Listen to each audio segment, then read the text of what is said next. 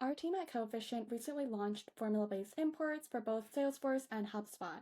And what I love about them is how easily I can import data directly from my CRM using spreadsheet formulas that I'm already comfortable with.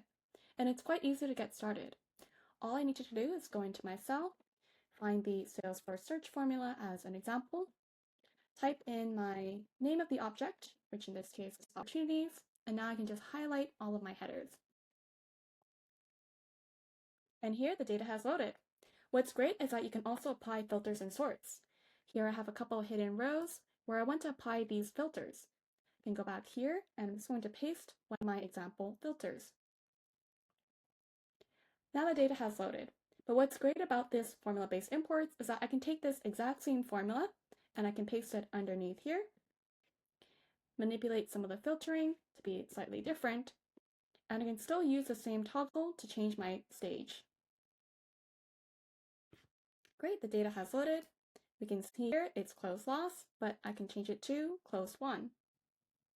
All right, give it a shot and let me know what you think.